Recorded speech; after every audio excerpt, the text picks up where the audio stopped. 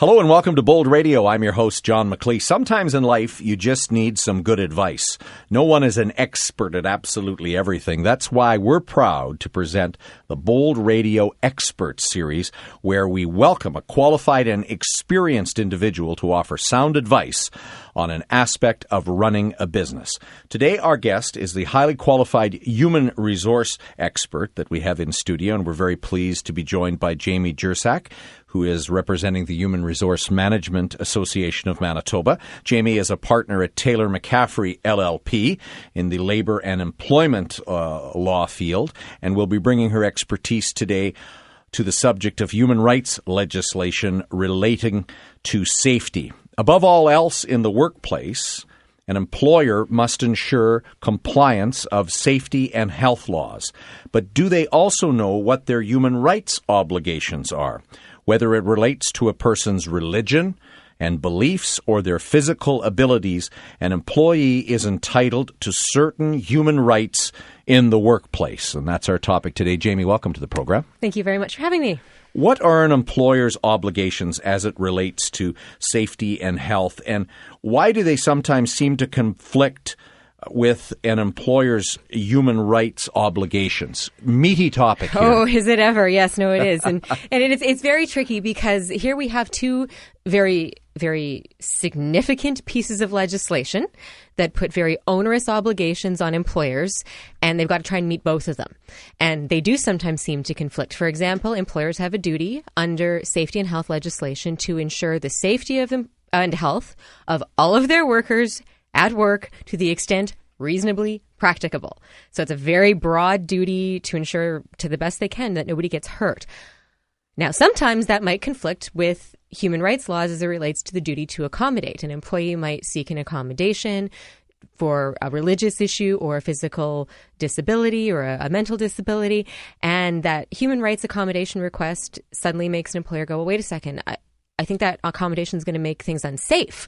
So how in the world am I supposed to accommodate this under the Human Rights Code without breaking health and safety laws? Does safety trump? No. No, it does not. And in fact, a lot of people may not realize this, but the Human Rights Code in Manitoba actually has a statement in the preamble that says human rights are of such fundamental importance that the protections provided within that piece of legislation are of paramount status over all other laws in the province. Wow. Yeah.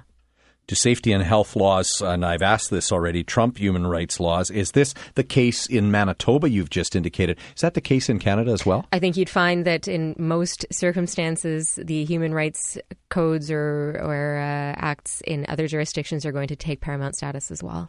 Let's talk a little bit about undue hardship. What is an undue hardship, Jamie, and how does an employer know if a safety issue is creating an undue hardship? Right. So an undue hardship is a circumstance that effectively exempts or absolves an employer from having to accommodate because of the disproportionate burden or unreasonable burden it might place on an employer. So an undue hardship may arise in the case of safety if the accommodation that's being requested the unreasonable burden would be that it creates a very significant safety issue that can't otherwise be addressed. Now, that's not to say that every safety issue is going to give rise to an undue hardship, but certainly safety is one of the factors that tends to be successful on most occasions to giving rise to an undue hardship, because when the trade-off of that accommodation could put the employee requesting the accommodation, other co-workers, or potentially members of the public at risk, that could be an undue hardship. Further, because some of the safety laws that are in place are very specific and very strict, if the accommodation is effectively asking an employer to break a law, that would be an undue hardship. So, for example, hard hats are required in certain very specific environments, such as construction sites and the like, under Manitoba law. So asking an employer to accommodate an employee by not letting them wear one may, in some circumstances, be equivalent to asking an employer to break the law. But the accommodation analysis can't end there.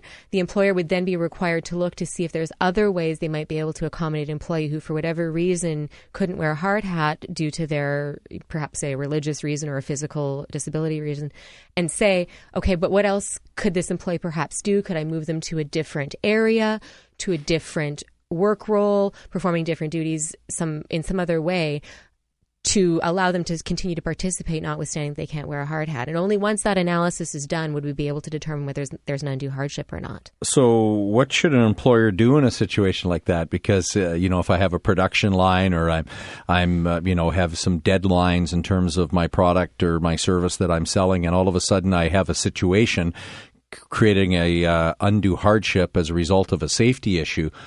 Do I call time out on in the workplace, or how do I get this in balance? Well, you may have to do that. So what you have to do is engage in the process, speak with the employee that's seeking the accommodation to, again, really understand why they're requesting the accommodation they're requesting, what their specific needs are, so that you might be able to determine, how you can best accommodate.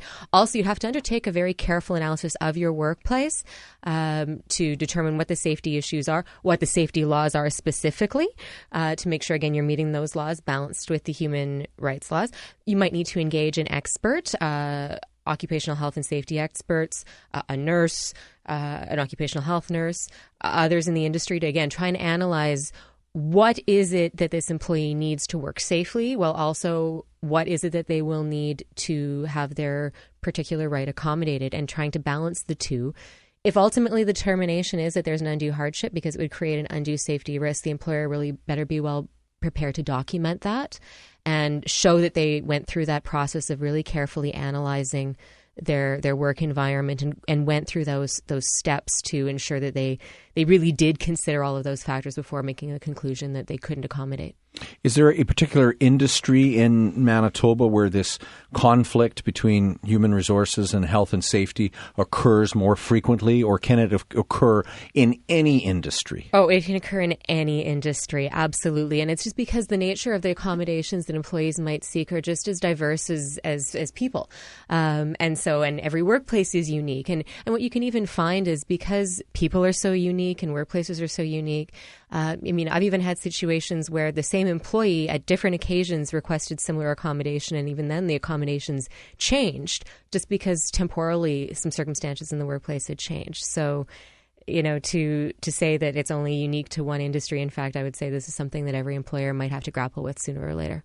And it's important when you're grappling with something like this, like human rights legislation and how that relates to safety in your workplace, that you engage an expert like Jamie Jurczak, who is representing the Human Resource Management Association of Manitoba. Jamie is a partner at Taylor-McCaffrey LLP, and we thank her very much for your expertise today, Jamie. Thanks.